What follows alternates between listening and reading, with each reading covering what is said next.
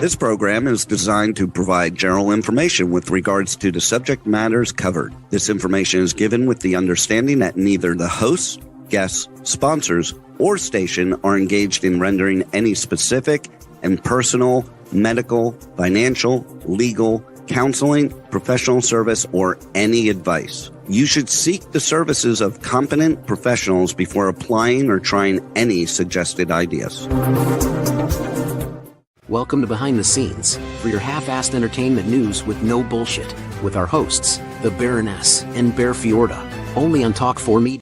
Welcome to Behind the Scenes. I'm the Baroness, and we are on with my co-host, Mr. Grumpy, because he found out how much the jacket I bought him was Fiorda. Yeah, $1,200 for whatever brand this is. Celine. It's bloody Celine. But it's also way too fucking expensive. God help him if he ever finds out what I spend on shoes. I don't mind spending money on you. I don't mind spending money on the house. We're not exactly strapped for cash, but he I don't gives all want to his money away. That's why I bought him the stupid jacket. Here, I get it.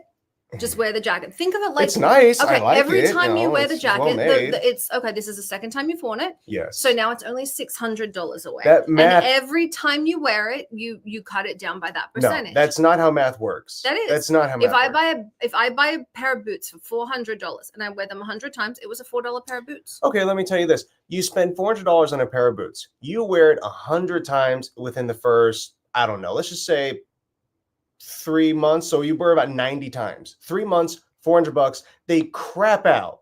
They tear apart. They're shredded. Excuse me. If you are spending $400 on a pair of boots, they better not be. But hold on. At that point, you didn't spend $400. How much did you spend? It doesn't matter. By that point, you're going to the cobbler to get them fixed. The point of buying good quality is so that you reuse them. There's the old adage, I'm too poor to buy cheap things. Well, let's just say I hope that the people who make clothing never decide to follow your train of thought for what makes clothing valuable. It's like, oh, they only need 100 uses. If it's $100, then it's $1 a use. Hey, they got their money worth out of it. No, you pieces of shit. Oh my God, this is the guy that buys clothes at Walmart. I'd like to remind everyone, every time we give money, he swears, we give money to the Boys and Girls Club of America, the Humane Society of America, and Free MMA. We swear because we care. Yes. Yeah, it's the Sean Patrick Flannery rule. He said the F word 73 times. And fluently. It was quite cohesive when he did. It was at Comic-Con 2016, 17, something like that. It was, well, the long and the short of it is, stop being a baby. If you don't like the jacket, shut up and wear it anyway. I like it. I was commenting earlier how I wanted to find the pants for it until, told me it's value. Yeah, well, that was the problem. If you hadn't gone looking for the pants, we wouldn't be discussing how much the stupid jacket cost, would we? Our sound engineer wrote in saying, expensive shoes don't give you blisters. And I'll agree with that. I've had a pair of expensive shoes before. They did not give me blisters. They fit quite well. This jacket did not give me blisters. It fits quite well. Is it worth $1,200? I don't know. Is Celine a good brand? Are they? Seriously, you don't know who Celine? Are they worth it? Listen, you're as valuable as you say you're valuable. You know what I mean? A company could just start making products right now. No. Okay, I look at it this way. I'm wearing Vivienne Westwood necklaces. I have a soft spot for Vivienne Westwood necklaces. That you do. I'm also wearing diamonds from Matthew Morris Fine Jewelry. Now, everyone knows who Westwood is, at least if you know anything about fashion, and she doesn't use real pearls. That explains why I had no idea who that was before It's just very expensive costume jewelry, but what's on my hands and wrists is real, hence Matthew Morris Fine Jewelry. The reality is, you're right, it is perception. People absolutely pay what they think something is worth. I've paid thousands of dollars for Chanel handbags. And I've paid, I wouldn't, these are like $1,000 and some change for a choker. I would not pay that for fake pearls under any other circumstance except it's designer. Between your pearls and this jacket, you have spent 2/15 of what I spent on my car, which, by the way, will run forever because it's a manual transmission and has no electronic stuff on it at all from Nissan. So it'll last forever. At that point, just save and get yourself a car that'll last forever. Yeah, but I'm buying a Range Rover. This is my next car. So it's going to die. It's going I currently have a Volkswagen. It's going to shit itself on the road. I think Volvo made a year into it. Volvo's okay. They're really safe. Not the most well-made car. Still have a bunch of electronic pieces. So for those that don't know, the reason I ended up buying a Volkswagen, usually I prefer more designer stuff, was because my son was killed by a drunk driver. So I'm super careful about safe cars. I will not complain about your car. I think it's a great investment to have a car that will last forever. Yes. But I still like Range Rover. Well, we can't win every argument, gentlemen. So don't die on every hill. It's not worth it. We've got a lot going on in Hollywood, though. Do we? Yeah, Patty Pimblett's fighting some dude named Justin. Gaethje. Well, that's not Gaethje. Hollywood that's fighting, even though they're all entertainment. Let's split that down the middle right there. No, it's not. Gaethje? Gaethje. Is it like, oh, you know, the guy from Mean Girls? It's like, oh, Kevin G. No. I'm just saying he was an athlete. All right. Well, Kevin G. I was thinking of Kasim G, which is, you know, a YouTuber of some kind. No, But Kevin G. He was the mathlete that ripped his shirt off on the stage. Patty Pimblett is fighting Justin Gaethje. It's for the stupidest thing ever, which is an interim belt because it doesn't make any sense. And I think actually no, it's for the actual title because what's his name vacated. No, he didn't vacate. He's on vacation. Something's wrong with the champ. He's dealing with some like marital issues, and so they haven't taken the title away from him. They're fighting for an interim belt. It's dumb, but they're going to do it, and Patty's going to win. Put all your money on the baddie. He's going to win. It's not even close. Then we have. I say that knowing my fight picks are shit. I know. He's probably going to win. I'm going to put all my money on Gaethje. Whoever he picks loses, like all the time. So essentially, we've got that going on in Hollywood. That is part of Hollywood. Like it or not, you all sold out a long time ago. Well, now that UFC belongs to Paramount, so yeah, and then Paramount belongs to Disney, so yeah, we own you. So it comes down to you are a part of Hollywood, and if you don't like it, neener. We have put your fingers in your ears and stick your tongue out. Yeah. And then you have Tom Brady, who acts like a giant child because his bombshell of an ex-wife remarried. So for those that don't know, here's the jiu-jitsu practitioner. Oh yeah, here's the Tom Brady drama. That's the crossover between Hollywood and there you go. It's a pretty direct crossover. MMA. So she marries Tom Brady. The deal is he gets 10 years to focus on his career. Then he retires because football's short. And she goes, are you getting into chocolate cake? No, you are on a diet. You are allowed 3 bites. Watch him. I don't trust him. So she marries this guy. The deal is with Tom Brady, he gets 10 years. Then he has to give up the football career. Last bite. Well, anyway, so he doesn't follow through. No, you do not get to take. He just tried to take the entire cake. You've lost cake custody. He put the entire half a piece of cake on one bite. Yeah, that we're not doing that. It would have been 1 bite. Yeah, it would. Have been it's not based on how much you can get in your mouth. Jesus. Yep. So Tom Brady. What is the bite? A bite. Define a bite. Biting is sinking your teeth into something. So I was doing it 1 time. You lost custody of the cake. You're in a cake timeout. So Tom Brady marries her, doesn't follow through with his deal, goes back to gridiron. Goes back to sports, yeah. Yeah, and she leaves him. Then he gets a bunch of plastic surgery. He looks like shit, wears a shirt that says Forever Young, puts up a bunch of sad videos doing poor me, and she remarries her jiu-jitsu instructor. Everyone's freaking out because they're like, but Tom Brady was like a Giga Chad. Why did she, leave for the jiu-jitsu instructor? Because he didn't follow through on his arrangement. Yeah, and because the other dude sticks around. It matters if you're around. It matters what you put into a relationship. Yeah, everyone seems to think they're like, oh, but he's the GOAT. Why would she leave him? I'm like, dude, he went back for an abysmal season. Dude gave up his marriage to go back and suck out at football. Damn, you're being pretty hard on him. Was it that bad? Yeah, it was. I did not watch football at all. I know, but it really was that bad. And so I was an underwear model. I was a Victoria's Secret model, obviously not at her level, but I can tell you it is a hard job. Meaning physically demanding, you're starving all the time. They wouldn't want her back at her age, honestly. Oh, God, of course they do. She's a rock star. She was one of the top models in the world. She was modeling 5 months after the divorce. She's back on runway. So the deal was there's more longevity in her career than his. So the deal was she gives up her career, blah, blah, blah. Anyway, he fails out at it. And everyone's like, oh, my God, why would, she leave Tom Brady for this dude? She didn't leave Tom Brady for this dude. She left Tom Brady because he didn't keep his deal. Tom Brady is crashing out and everyone's like, oh, Tom Brady is going to end up with some, smoke show of a chick, blah, blah, blah, whatever. She ended up with the younger, hotter guy. Yeah, she did everything that they said he was going to do. And now he's crying about it on the internet. Pretty much. So. I snuck away for tea.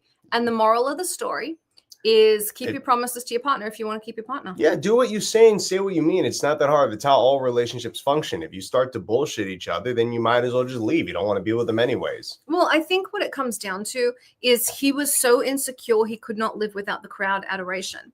And it's something I see in a lot of the fighters that you work with. They have difficulty leaving the fight. So they come back well past their prime, not just because they need money, but because they're addicted to the adoration. Like if it was me, 50,000 people looking at me on stage, that is my idea of a nightmare. But to some people, that is their dream. Well, listen, there's a certain high that comes along with being on the front, basically being on stage in front of tens of thousands of eyes. If you're on television, millions of eyes, talking about combat sports at least, and now having to basically drop all of that and do nothing. And for a lot of guys, before social media was big, so we got like Chuck Liddell, Tito Ortiz, some of these guys who never figured out how to really push themselves. Those two did, but push themselves online to get famous elsewhere. When they left the UFC stage, they're no longer in front of all that public. They don't get that same high from winning. They got to find it somewhere else. So a lot of them get into drugs. They get into terrible stuff, or they fight until they're. Who was the guy that totally took advantage of Diego? That was Joshua Fabia. Yeah, or they get into Joshua Fabia, or Joshua Fabia gets into them. Gets into them. And, yeah. Well, more than one way, but yes, ruins their life because they believe him. They believe these shysters. Did I say that right? Shysters. Yeah, I say shyster because you can't pronounce your English R's properly. Excuse me, it's not my fault. You guys go R. You sound like pirates. You guys' name is Australian. Australian. You say the R there. Australian. Yeah. Yes. You're not saying Australian. You really don't understand how English works at all, do you? I'm an American. I am always right. And this is why you are the international butt of jokes. Get it together. Yeah, we're the international butt of jokes, so someone needs us to help with their their war-torn country. Yes, you've lost how many of the last 5 wars you're in? 100%. Last 5? Yeah. We left Iraq. Mm-hmm. That was a lot of people thought it was a fail. Personally, I think it had to happen anyways. Vietnam, Korea, Afghanistan, not Iraq. Afghanistan, Vietnam, Korea, Iraq twice. And those are the major wars you lost. Now, hold a gosh damn second. Korea only happened because we left a seriously tiny Marine force up north. They were taking out everybody. And finally, pressure from the public made the United States government go like, all right, get those guys out of there. We can't keep killing people. That's not at all what happened. I will pull up the history for you. What ended up happening is South Korea tried to advance, North Korea tried to advance. The demilitarized zone moved and moved and moved back and forth until they moved it back to where it originally was. America dumped money into the infrastructure of Korea, put a base in there, used it as an Asian foothold because their time had run up with the Philippines. Are we talking about the same Korean War in the 1950s? Yes.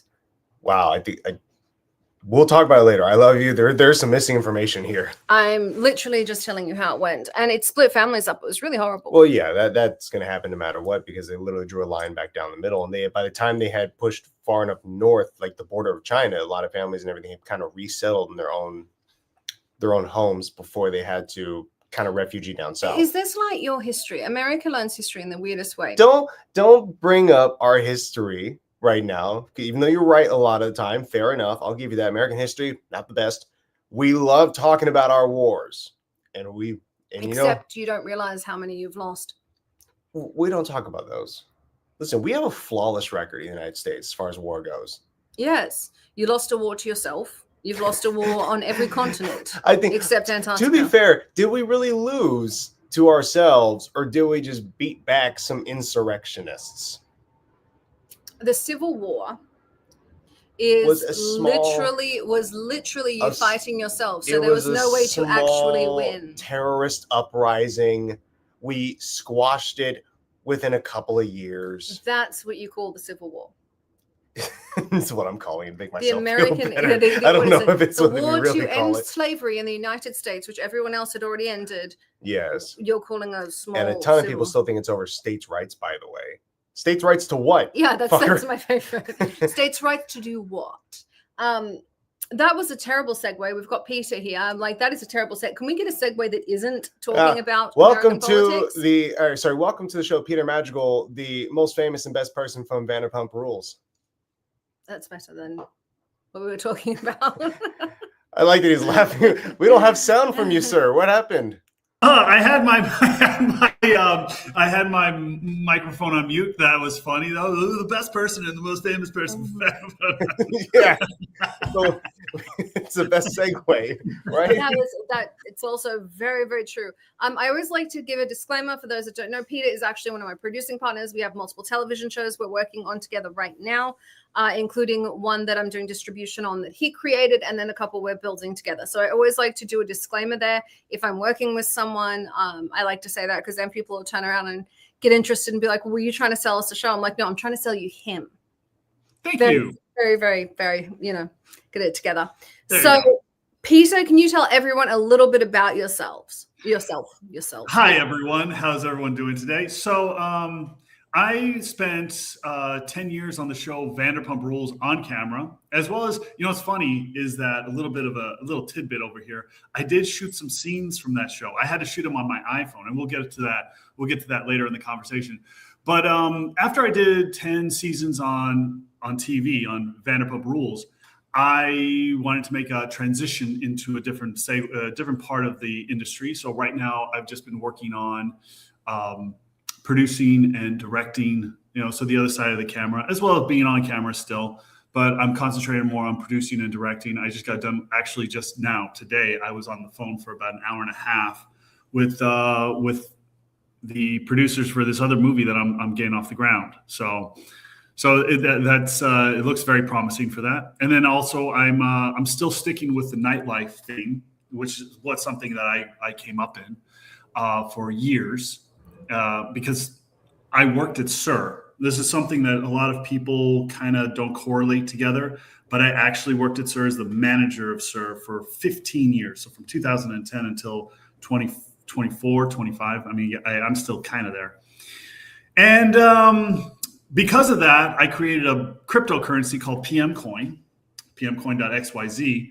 And my goal for that is to have you buy your food, your drinks, your night on the town with PMCOIN. So that's my background so far. And I'm sure there's more stuff coming up in the future.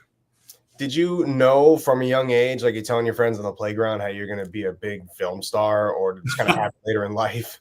You know what? Here's a little tidbit about Peter. He was homeschooled till high school. Right? Oh, shit. And so when I got to high school, I started playing sports. I was playing football, I was playing golf, and I was on the junior PGA when I was in high school. So I got pretty good at that. But I played football. But what's funny is that one of my earlier memories. Why were you homeschooled? Oh, my parents were extremist Roman Catholics, so they were like, "Oh, we're going to homeschool them first before they get to high school."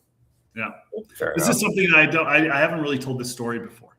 Yeah, and so back in 1998, The Man in the Iron Mask came out, and we were watching the behind the scenes for The Man in the Iron Mask on E, the True Hollywood or Behind the Hollywood Scenes. I can't remember what the name of the show on E was. And I remember my mom telling me, "Oh, Peter, is that what you want to do?" And it was like, they were saying the shot and all that for Leo. I was like, yes, that is exactly what I want to do. Because when we were kids, we had a bunch of action figures, and we would make stop-go animation movies with those action figures. Oh, shit. So this really has been kind of part of your bloodline. You've been just doing it from such a young age. Yeah, we were obsessed with films from, Star Wars, Lawrence of Arabia, all that. So it was just a natural transition for me to get involved in the entertainment space. Was it difficult to transition to homeschool? Now, I always went to Catholic school, so that was a bit insulated, but it was still with other people. Yeah. Was it difficult to transition? Did you go to a public school, private school? Where did you go after homeschool?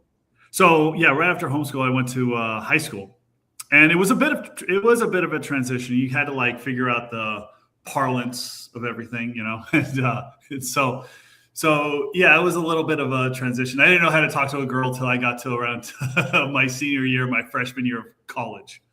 When I finally got my first girlfriend was in college. for freshman year. That is, that's funny because that's not something anyone would associate with you. You're known quite as a ladies' man, so it's very. He got very good at it. Yeah, he got very good at it. You know. Well, one thing you got to understand about me is that I'm very studious. Okay. I study a lot, so I figure things out very quickly. So he's like, I need to know how to talk to this girl. I'm going to sit here and read that. Bingo.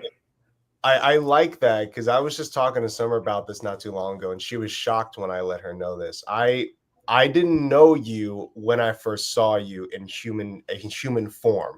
Yeah. What I saw was Peter standing on the other side of the room talking to Summer, like, all right, that's cool. He's probably in the industry having a good time. And then like I saw him get a little closer. He like tapped her shoulder a couple times or whatever it was. And I'm like, this guy's getting really comfortable with Summer.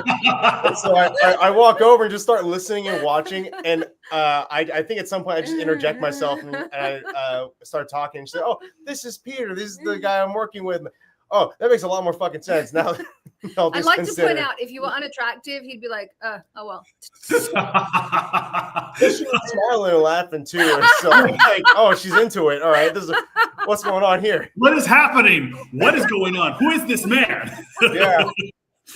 So was that at that party that was at a bar? At the and bar, we were like, yeah. dressed as a vampire or something? Yeah, it was at a press thing we were invited to. And Bear comes up afterwards. He's like, who? I was like, Peter, the guy I've been on the phone with. He's like, oh, okay. Oh, he's bigger and got better hair than me. I was insecure. No, you have good hair, baby. You do. You have great hair. You have awesome hair. Love that. No, and it was like one thing you got to know about me is, my 30s was all about, my 20s and my 30s was all about partying and having a good time, But once I hit my 40s, it was a totally different person. You know what I mean? I don't really party anymore. So, seeing me at an event like that, it's like, that's out of that doesn't really jive with me anymore. I'm in bed by like 9:30. I'm up at 6 and I'm on the phone and I'm doing my, doing my due diligence as far as my business goes, How did you keep your bod? Like, I'm going to totally objectify you. I apologize. But with the hours you kept and what you were doing, how did you keep that bod? Well, so sometimes like I run 4 to 5 miles a day.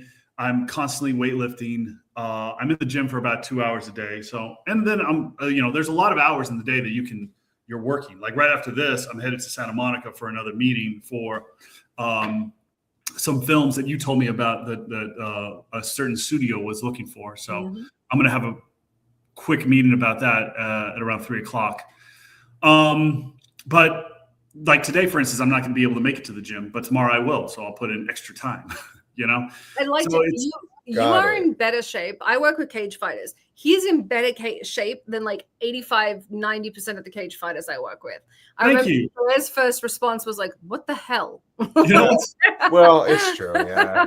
It takes that said, off camera, this is Bear's cake. He's eating chocolate cake. Nice. That is why. Oh, I'm very envious, Bear. I really am.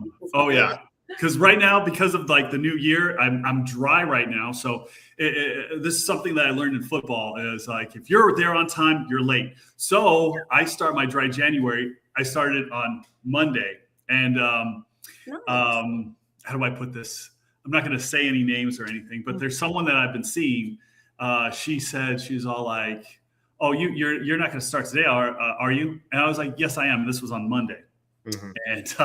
And then we were texting back and forth yesterday, and she's like, so did you start your dry? I was like, yeah, we were together when we were talking about this on Monday. Right. And it clicked in her head, like, she thought I meant, the 5th. And I was like, no, I started on the 28th when we were together. But I find it interesting. I will say, if it comes out that you and she are involved, you guys are going to turn into tabloid fodder. That's why I'm keeping it under wraps. And so is she. I'm just going to encourage the audience, go dig. You will not believe it. What's funny is that some people have already been digging. Don't go dig into this. All right. I'm going to switch things up, just get people away from the investigation that's apparently happening. So So Vanderpump Rules, you're an adult, you're in the midst of it. How did this come about, and what was your experience like on the show? Okay, so in 2011, it was summer of 2011. Lisa wanted to have a meeting with all of us, and we were at this long table over there at SUR, right? And she had just been on Real Housewives of Beverly Hills for about 2 years.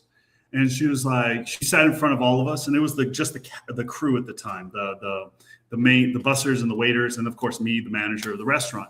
And she was like, so we're going to put together a television show, and I think that because Bravo wants it, and I think this is the most viable out of my 2 locations, because she had Villa Blanca at the time in the heart of Beverly Hills.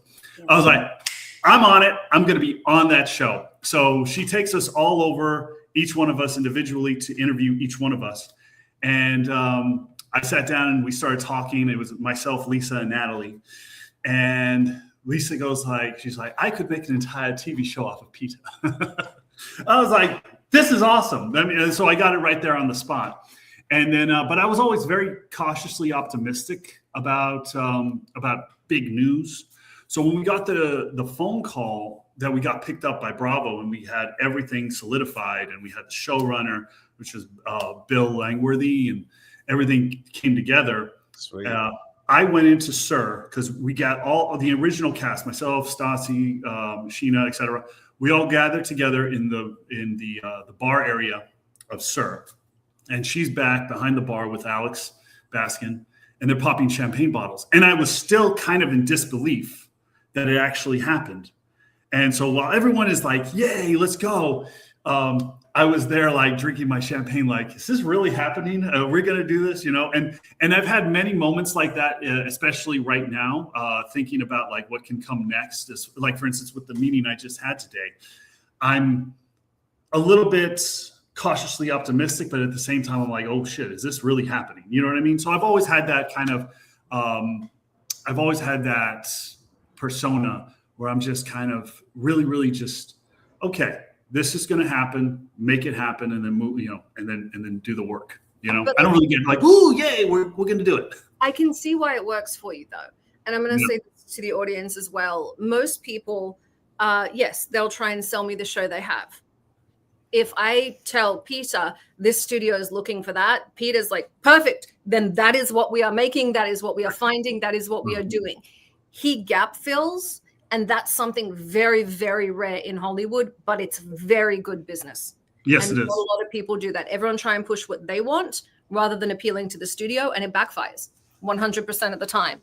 So you have a very good eye for business that most people don't have. Thank you. I appreciate that. It's something I developed over time, but it's just, you gotta, for me, you know, you can't really rush anything. And I'm at fault for that. I've rushed some stuff before, regrettably so. We all have. Yeah. He lost his first stage fight in 47 seconds. No shit. Wow. Yeah. I didn't know what a cage fight was, honestly, until I showed up. And that said, had never done anything to do with wrestling or jiu-jitsu. So I went in there and I kicked the guy as hard as I could, and he dropped me on me. He like picked me up and threw me down on my head and choked me unconscious. So either way, I'm not getting in a cage with you, Bear. No way. Sometimes you just gotta learn the hard way. Yeah, and his response was, I should probably learn jiu-jitsu. Probably learn how to do that ground stuff. But that's it. Everyone has those moments where they rush in and then they get dropped on their head. We all have him physically, the rest of us theoretically. No, me physically. I mean, not physically like that, but like, you know, like, literally, like I you know, and you know, it's something that you have to work through, and you have to have a strong will to get through it. You know, like you guys. You know what I mean? Like getting into a cage fight and getting dropped on your ass. It's like, okay, well, what do? You get up and you get back at it. You know? Yeah, there's nothing else you can do, which I think is a really great mentality to build into yourself.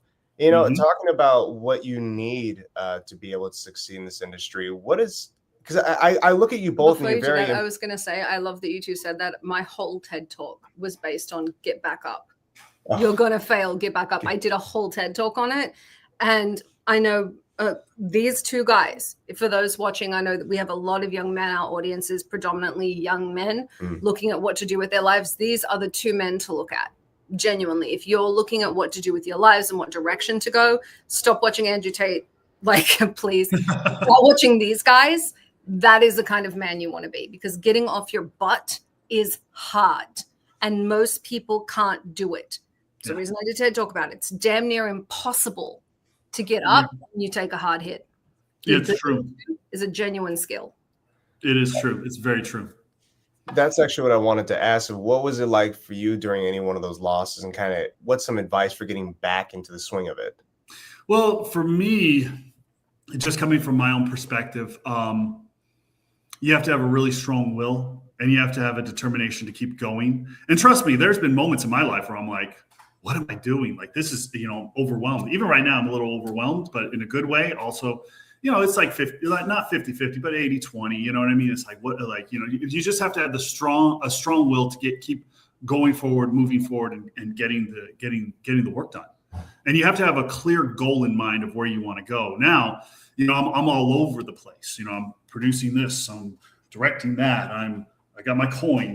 There's a lot of moving parts in my life, and you have to be able to Speaking of Bravo and Amazon, with Amazon, they're interested in that towing show.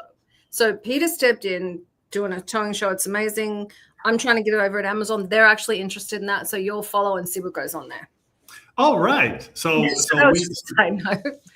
There's a couple of networks, right? Summer? Yes. All right.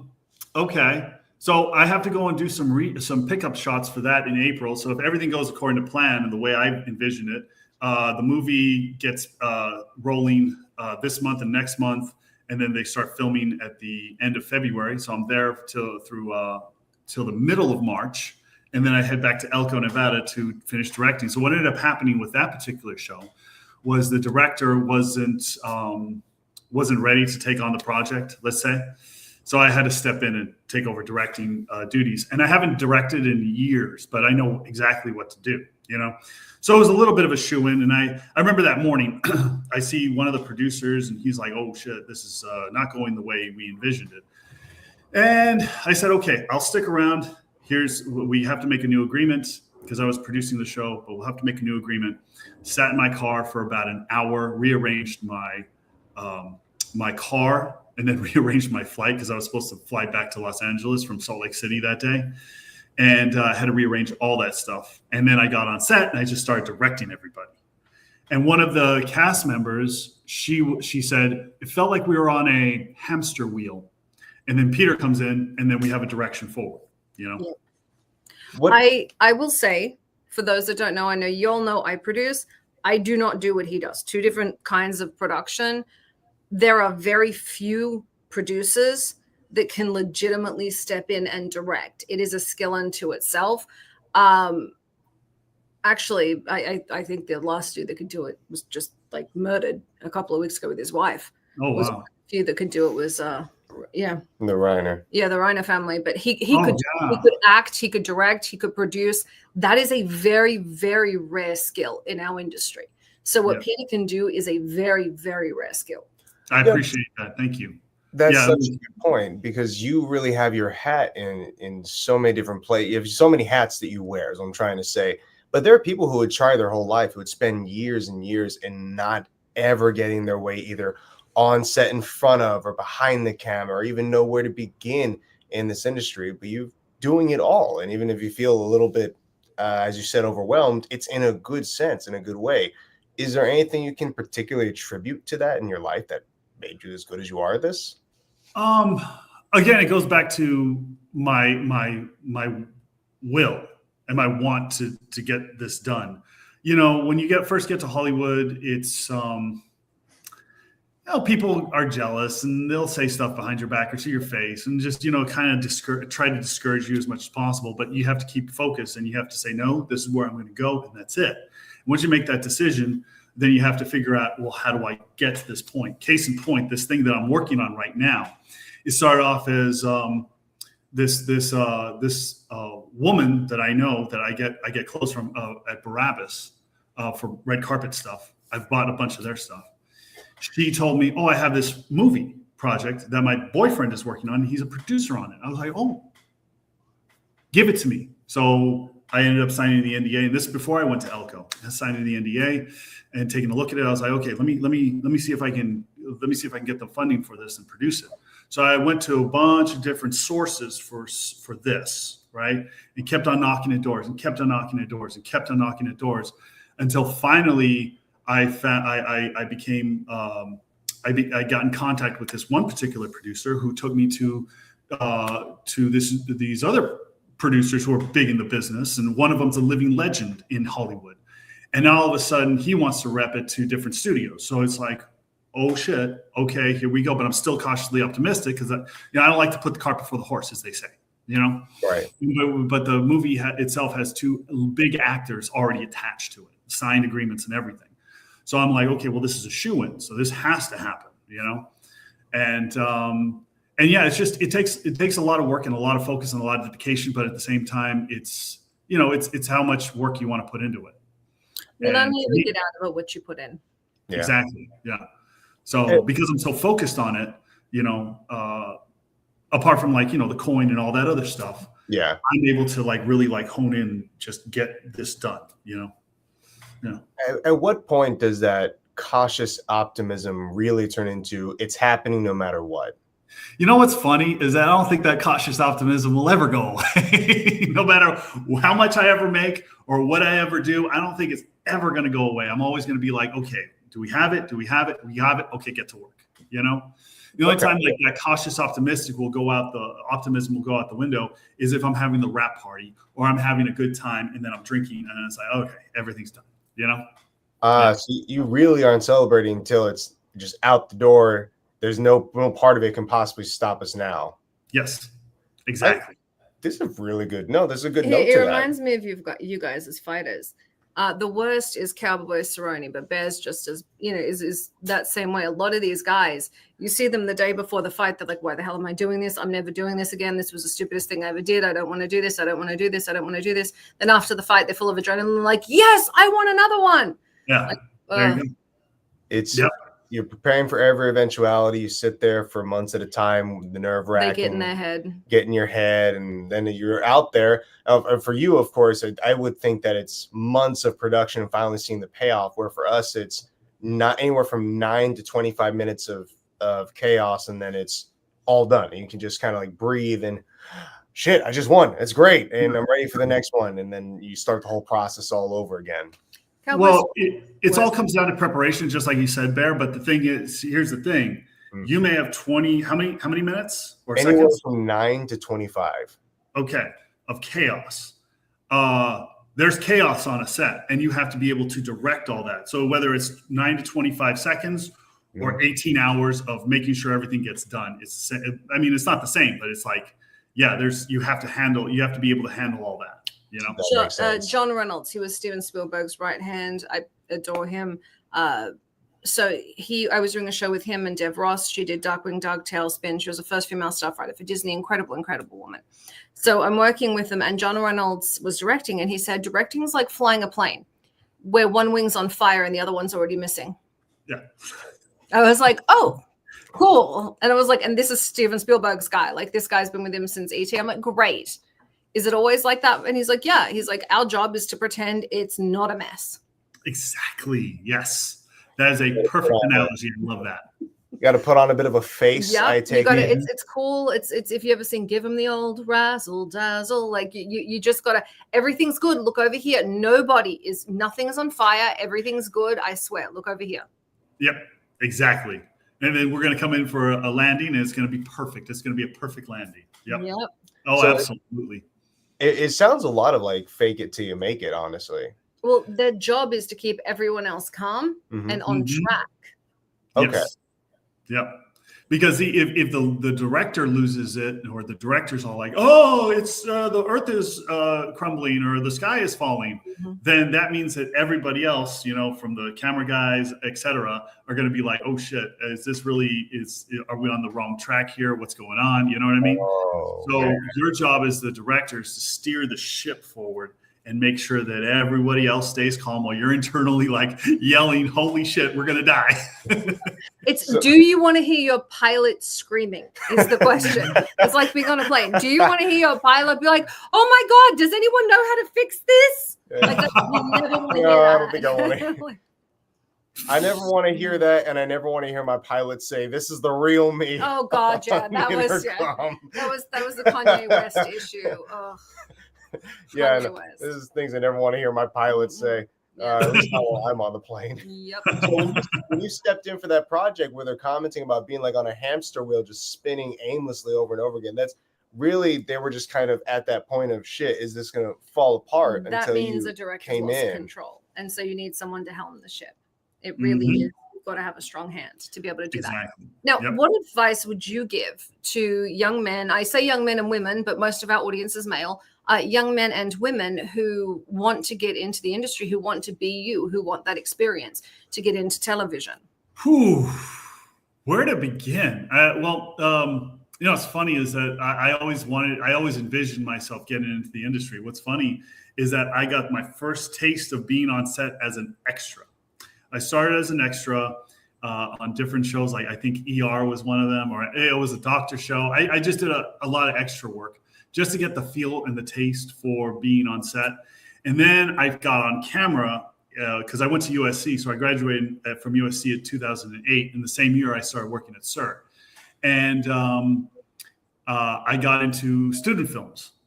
So in the film department, I was able to really learn how to be on camera as an actor. I wasn't very good because, I was just kind of starting out, but I got a feel for it, and now being on camera, it's like a second nature point. Yeah. But when you first start, you're like, kind of have a existential crisis inside of you. Like, oh shit, I don't want to look bad, where once you've done it for so long, it's just a camera. So my advice is, start with short films. I mean, you have a camera right here on your phone, so you can literally make movies from here. But the challenging part is to make it cohesive and make it look good. So, but you can start just with that. It's funny. I was going to say, you're in your 20s. Yeah. Your audience are usually teenagers. What do you wish you knew when you were in your teen years, your 20s? What do you wish you knew? That you know now, that if you knew then would make your life easier now. Yeah. You know what? I don't really regret anything I do regret a couple of things, but we don't really say their names on camera. Oh no, it's more just my decisions on things. Trusting people. You have to be a little bit more cautious from a trust standpoint, I guess. I'd say dig in to find out who people are, et cetera, before you start trusting people. That's basically it for me. Everything for me has been a learning process. Even now in my 40s, I'm still learning. But for me, I don't really regret anything. I would say, if you're in your 20s, follow your dreams. I only applied to one school, USC. I got in. That's the right way to go. Yeah, stick to plan A. Don't really have a fallback. I mean, you do have a fallback in a sense, but it's stuff that you already know. Like, for instance, my fallback would be working in a restaurant or going into real estate, because I have my license in real estate. So I have that too. What advice would you give to a teenager? So that's what you'd say to 20-year-old you. What would you say to you as a teenager? Because that's where most of our audience is. Oh, you as a teenager? Stay in school. Don't do drugs. It's pretty make sure you focus on getting your finish off with a high school, and don't worry about wanting to talk to girls, or don't worry about needing friends or whatever. Make sure you get what you need done to move on to the next level, because high school isn't life. It's going to be over and done with, and you're going to say bye to everybody. And there's going to be a bunch of people that you're never going to probably see again. So don't worry about it. Focus on what you want to do. It's not the end of the world if you can't get a date to prom. That is Yeah, really it's good really advice. good advice. That's really good advice. Don't sweat the small shit. It's not going to matter. Yeah.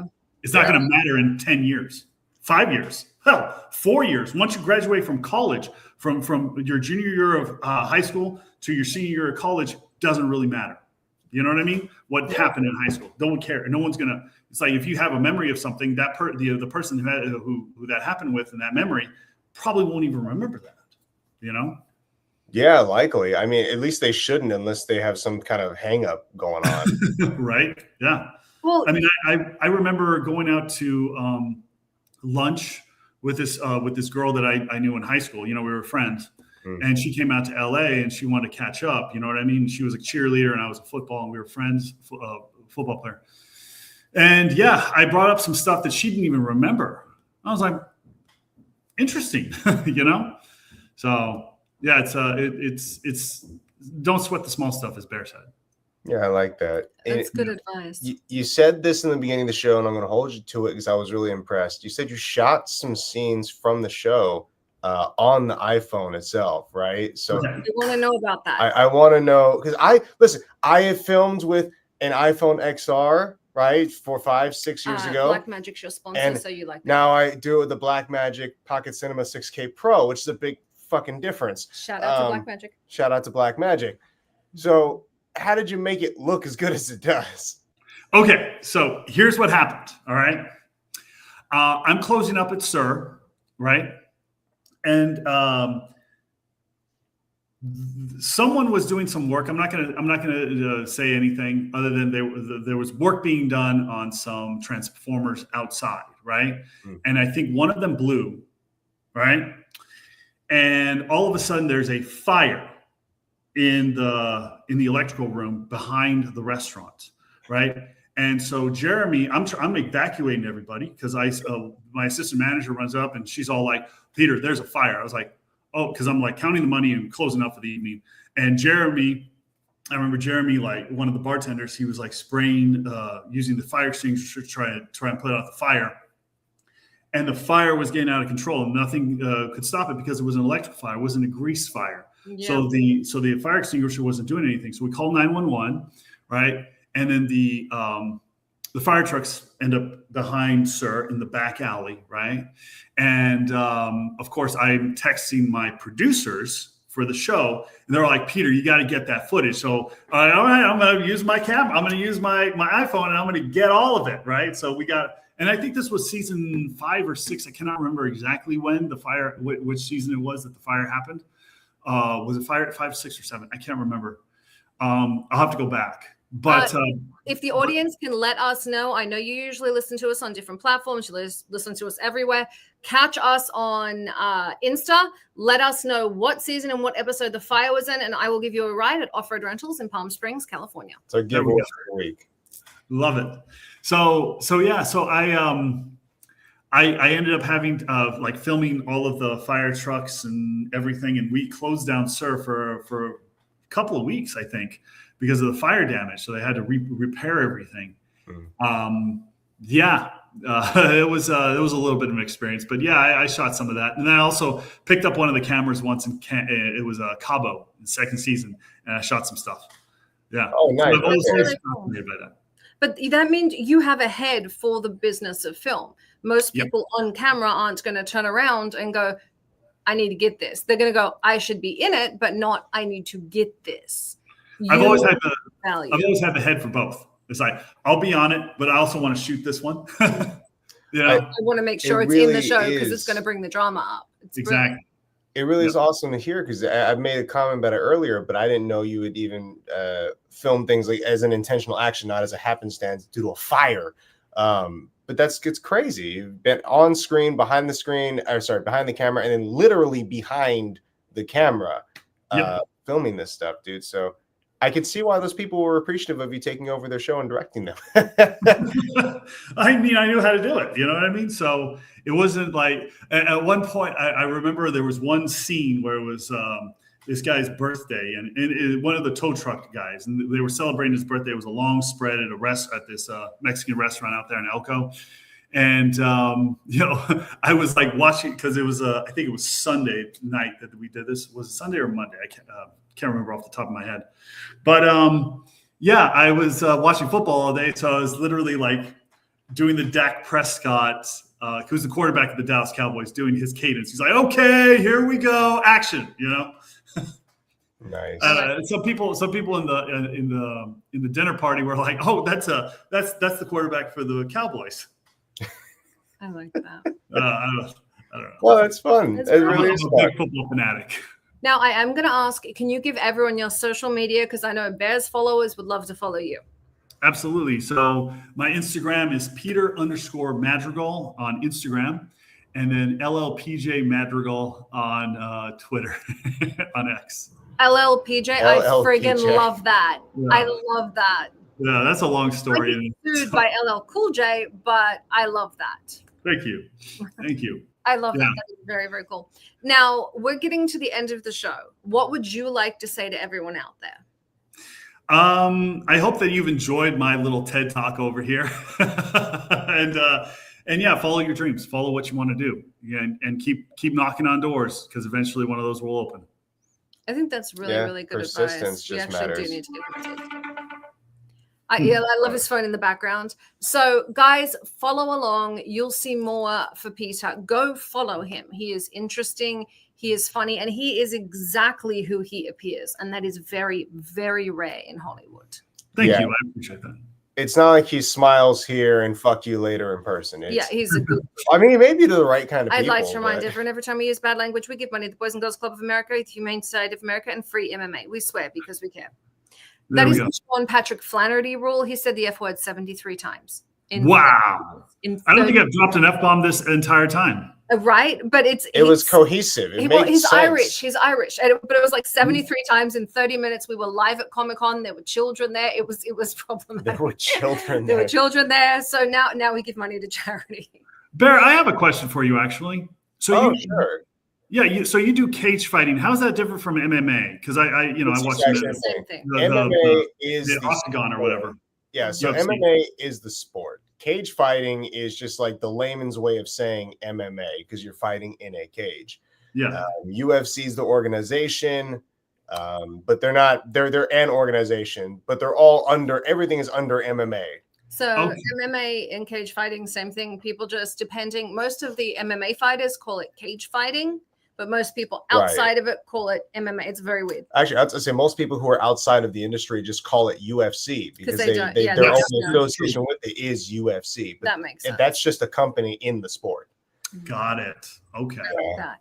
Now, we are at the end of the show. Thank you so much for Yes. joining us, Peter. Guys, please do follow him. You are not going to believe what he has going on this year. He is going to be one of our most interesting people to follow this year. I appreciate that. Thank you. Thank you, Thank Summer. you so much for Yes. joining Thank us. you, Bear. I appreciate it. Thank you Absolutely. guys for joining us as well. I'm the Baroness. We are on with my co-host, the snuggliest bear in the cage, Bear Fiorda. You put that goddamn cake down. Never. And we will see you next week. I got to get the cake off him. Good night. Good night. Give me the dim. This has been Behind the Scenes with the Baroness and Bear Fiorda. Only on Talk 4 Media.